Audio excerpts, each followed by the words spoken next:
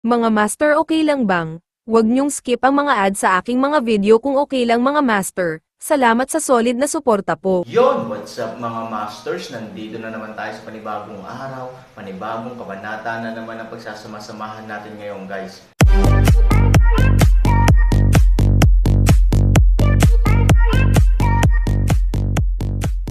Bali mga masters, kung bago ka pa lang po sa aking YouTube channel, please click the subscribe button, lalong-lalo na po yung notification bell guys, para maging connected pa rin tayo sa isa't isa at maging updated kayo sa mga susunod ko pang video. Bali mga masters, bago natin umpisahan ng kwento ay mag-shoutout po muna tayo para sa mga solid nating tagapakinig. Shoutout kay Arnel Di Mapilis at shoutout kay Danilo Wamar. Yun na nga mga masters, no? Bali hindi na ito patagalin. In 3, 2, 1, let's go! Huwag ka na masyadong magsalita. Importanteng magligtas ng tao. Hinimok ng Diablo ang hilagang langit. Nagkatinginan sina Qin Shuang, Ning Yu at iba pa, at ibinuka ni Moy ang kanyang bibig sa oras na ito, dahil sila ang mga kaibigang ibinalik noong Aaron, natural na dapat nating paniwalaan iyon. Bukod dito, noong Aaron ang nakulong sa nakulong na lambak ng engkanto na araw, dumating sila para tumulong anuman ang kanilang buhay. Nang marinig ang mga salita ni Moy Ang, tumanggaw sina Qin Shuang at Ning Yashuang sa isa't isa. Pagkatapos ay tumabi si Qin Shuang at nag-imbita ng 4 na tao sa silid. Sa loob ng silid, nakita ni Aaron na walang lason si Ivory sa kanyang katawan, ngunit bilang kalahating nakabitin na alagad ng Xianling Island, maaari pa rin niyang husgahan sa pamamagitan ng intuition na dapat ay nalason si Ivory. Gayunpaman, hindi alam ng Aaron kung ano ang lason. Ang lason sa kanya ay walang ugat. Halos sa oras na ito, ang 4 na tao ng Magic North Sky ay sunod-sunod na pumasok sa silid. Ang lason sa mundo, kahit na ito ay lason muli, ay dapat magkaroon ng kanyang ugat, at ang kanyang ugat ay dapat na may pinagmulan. Maaari itong gamutin kung ito ay aktibo. Ngunit ang dahilan kung bakit ang walang ugat na lason ay tinatawag na walang ugat na lason ay dahil mayroon itong walang ugat at natural na walang solusyon. Malamig na dagdag ni Qingji. Lason na walang ugat, sumimangot si Aaron. Ang lason na ito ay may kulay at lasa. Hindi mahirap kilalanin ang sarili nito, ngunit ang mahirap ay ang malakas na lason nito. Para itong mga baging sa disyerto. Halos kasing hirap hawakan ang bawat balat at laman ng katawan ng tao at gusto itong alisin. Kaya nga, may kasabihan sa lupain ng pamilya ng demonyo na kung walang lason sa ugat, may hahanda mo lamang ang pagiging anak ng mga magulang. Ipinaliwanag din ni Mo Beit iyan na nang bumagsak ang kanyang mga salita, tumingin siya kay Qingji at sinabing, pataasin ang temperatura. Tumanggaw si Qingji at tumigil sa pagsasalita. Nang igalaw niya ang kanyang kamay, isang enerhiya ang tumaas mula sa kanyang palad, at pagkatapos ay naging apoy, na nagluluto sa silid, upang ang temperatura sa silid ay mabilis na tumaas. Nang makitang stable na ang temperatura, sumugod si Mo Beit iyan sa Aaron at nagpatuloy, ang mas walang ugat na lason ay nasa malamig na kapaligiran, lalo itong magpapahirap sa mga nalalason. Sa kabaligtaran, ang mataas na temperatura ay bahagyang magpapabagal sa toxicity at para mabawasan ang sakit niya. Tumanggaw si Aaron. Paano siya nalason? Isinabot ni Qingji ang apoy sa hangin.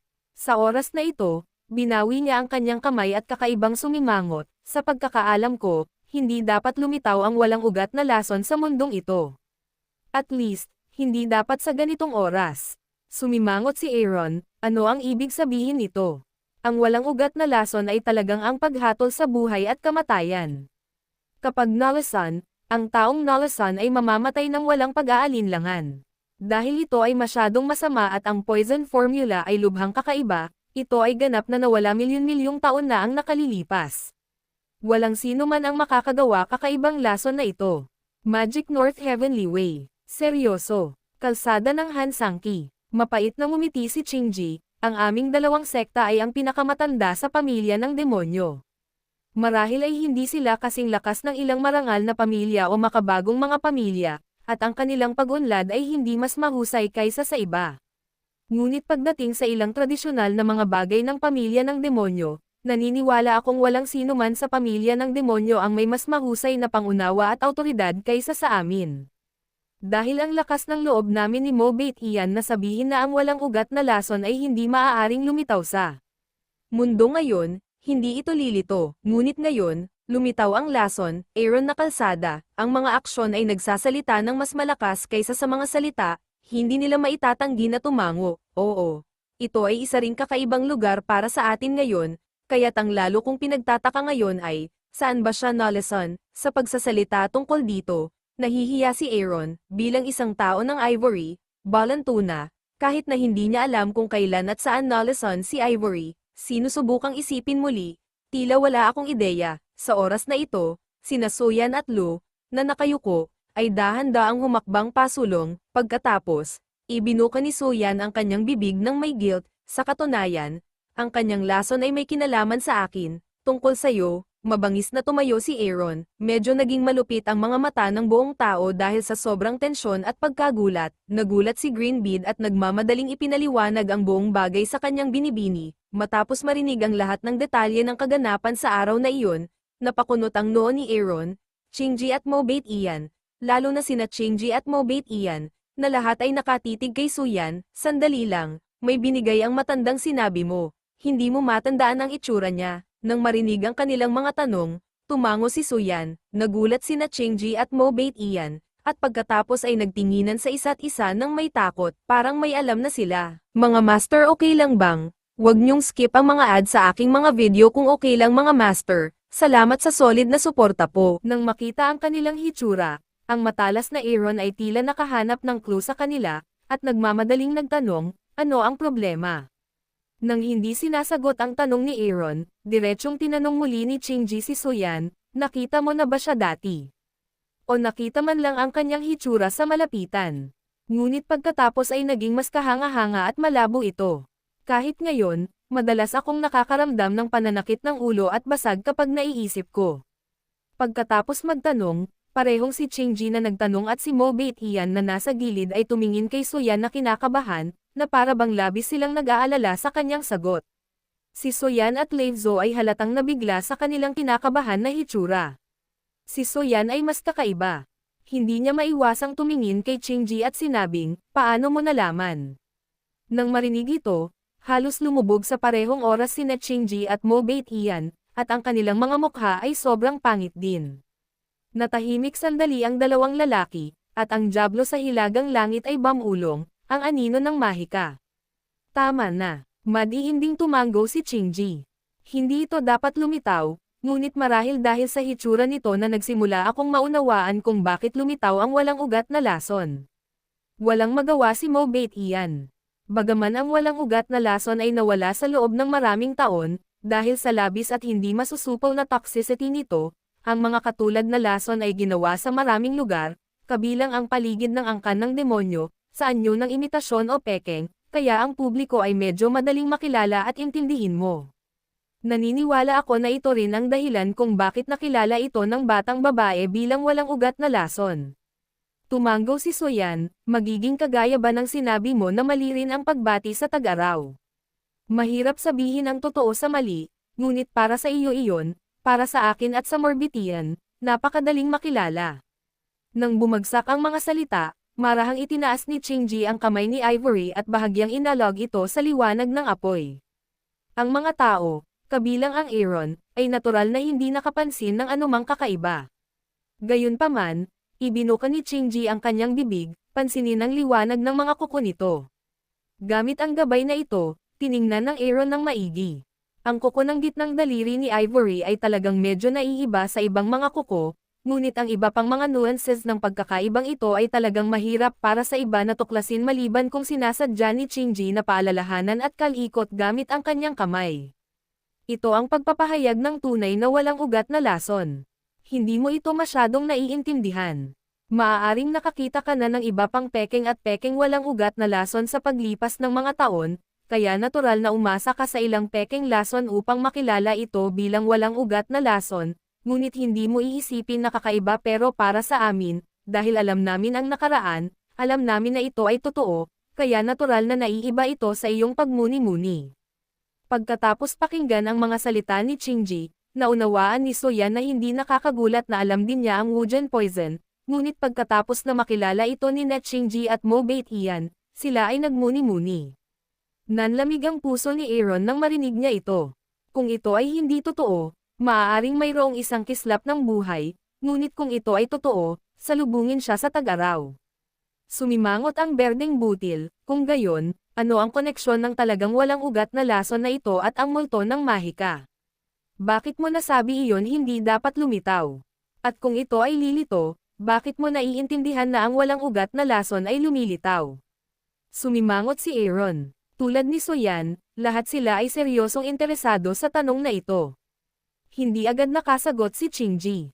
Sa halip, tumingin siya sa demonyong Bait Ian at tila humihingi ng payo sa demonyong. Bait Ian, nagmuni-muni sandali ang Magic Bait Ian, iniyuko ang kanyang ulo at walang sinabi, pagkaraan ng mahabang panahon, siya ay bumantong hininga, sa katunayan, maliban sa ilang mataas na kwalipikadong tao sa lupain ng Diablo, karamihan sa kanila ay hindi alam ang tungkol dito, at kahit na alam natin, karamihan sa kanila ay natutunan sa pamamagitan ng ilang mana, ang multo ay naitala din sa minanang libro, ngunit ayon sa mga patakaran sa pintuan, ang mga bagay na ito ay hindi masasabi kahit na sila ay mamatay. Tumango din si Qingji, mapait na ngumiti ang Diablo sa hilagang langit, ngunit sa pagkakataong ito, lalabagin ko ang pagsasanay ng mga ninuno. Storytelling channel sa YouTube. Tumango din si Qingji, oo, kahit na itinalaga ng mga ninuno ang pagsasanay sa mga ninuno at umaasa na susundin ito ng mga disipulo, ang mga patakaran mismo ay ginawa ng mga tao at natural na nilalabag ng mga tao. Kung alam ng mga ninuno ang sitwasyon ngayon, sa palagay ko ay hindi sila ang sisihin nila. Sa suporta ng isa't isa, tumango si Mo Bait Ian, tumingin kay Aaron at sinabing, ang anino ng mahika ay talagang isang napakaluma at mahiwagang kasanayan. Maaari itong makagambala sa memorya ng mga tao sa isang lubhang kakaibang paraan.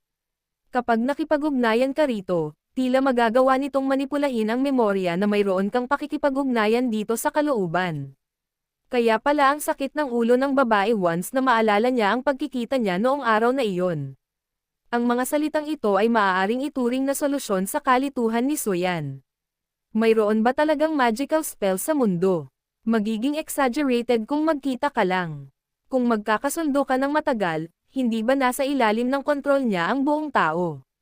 Daan ng Green Pearl. Tumango si Qingji, kung matagal kayong magkasama, huwag burahin ang alaala ng isang tao anumang oras, madaling baguhin ang memorya ng mga tao sa kalooban. Nang marinig ang mga salitang ito, ibinuka ni Aaron sa isang tabi ang kanyang bibig, so, ang taong nakakaalam ng spell na ito ay dapat na isang malaking tao ng iyong angkan ng demonyo. Ang Diablo ay tumango sa kanyang ulo. Kung gusto mong manipulahin ang iba, natural, ito ay karaniwang kung ano ang kailangang gawin ng malalaking lalaki. Aaron ang nahulaan mula sa puntong ito. Ayon sa libro, kapag hindi ko alam, ang angkan ng demonyo ay minsang gumawa ng isang walang kapantay na henyo na tinatawag na Xuanzo. Nagawa niyang puksain ang mga pangunahing puwersa ng angkan ng demonyo ng mag-isa, at maging ang lupain ng angkan ng demonyo ay yumukod sa sunod-sunod, pero parang hindi niya ginawa, o baka may ginawa siya sa libro. Magic North Heavenly Way. Mas gusto ko ang huli. Ano ang dapat niyang gawin? Gaya nga ng sinabi mo, dahil ang tinatawag na phantom ay kayang kontrolin ang memorya ng mga tao, natatakot akong nahugasan niya ang mga alaalang ito pagkatapos ng kanyang ginawa noong mga oras na iyon. Sumimangot si Aaron. Wala siyang dahilan para hindi gumawa ng anuman, ngunit gusto niya ang lahat ng bahagi ng pamilya ng demonyo ay yumuko sa kanya, na natural na sobrang hindi makatwiran. Tumango si Mo Bait Ian, oo. So this goes back to the previous question. What is the connection between the two? Kakaibang tanong ng Greenbeard. Bilang karagdagan sa isang trick ng Phantom, ang taong ito ay may isa pang kahangahangang bagay. Magic North Heavenly Way. Bago siya natapos, nahulaan na ni Aaron ang sagot, walang lason sa ugat. Malakas na tumango ang Magic Bait Ian, eksaktong. Ang kakaibang lason ng walang ugat na lason, na nakatala sa dami ng aking makalangit na palasyo ng demonyo, ay nagmula sa kanya, kaya nga masasabi kong kakaiba na biglang lumitaw ang walang ugat na lason, ngunit tila madaling maunawaan kung ito ay lilito na may kasamang anino ng mahika ng sabay. So, anong demonyo clan Xuanzo ang ipinanganak na muli? Sumimangot si Soyan. Para sa tanong na ito, hindi ito masagot ni Mo Bait Ian sa ngayon, ngunit tila ito ay dapat na ayon sa teorya, ngunit sa tingin niya ay hindi ito posible ayon sa kanyang personal na pakiramdam. Bagamat walang talaan ng oras kung kailan lumitaw ang Xuanzhou sa aklat, ang kanyang hitsura ay dapat na napakatagal mula sa linya ng panahon na ang walang ugat na lason ay nawala sa milyon-milyong taon. Maaaring kahalili niya o may sadyang nagpapanggap na siya. Greenmead Road. Dahil ang walang ugat na lason ay sadyang ginaya at nagpanggap sa loob ng milyon-milyong taon, ang mahika ng Phantom Shadow ay malamang na magdusa ng parehong paggamot, umiling si Changji. Ang lason ay maaaring mag-synthesize ng ilang pharmacology at gumawa ng kaukulang mga pagtatangka ayon sa mga pagpapakita ng toxicity, na maaaring talagang magkatulad, ngunit mahirap maging katulad ng magic sa isa't isa ng walang kaukulang mga pamamaraan. Higit pa rito, ang ganitong uri ng magic ay lubhang kakaiba at mahirap tularan. Tumango si Aaron, sumang-ayon siya kay Changji, ngunit sa parehong oras, isang bagong tanong ang lumitaw, kung gayon, bakit hindi pa namatay ang isang demonyong pioneer milyon-milyong taon na ang nakalilipas o higit pa ngayon, at kaya lang hindi siya namatay, bakit niya tinitigan si Ivory? Sa paghusga sa paglalarawan ni Suyan, ang lalaki ay halatang dumating para kay Ivory, o biglang may naisip si Han Sanchen. Yun na nga mga masters, no? Bali panibagong kabanata na naman yung natapos natin ngayong gabi. Muli, maraming salamat po talaga sa walang sawang suporta po sa aking YouTube channel na talagang inaabangan niyo po ang bawat upload ko po. Bali mga masters, magkita-kita ulit po tayo bukas ng gabi at ngayon po ay magpapaalam po muna tayo. Bali mga masters, bye-bye!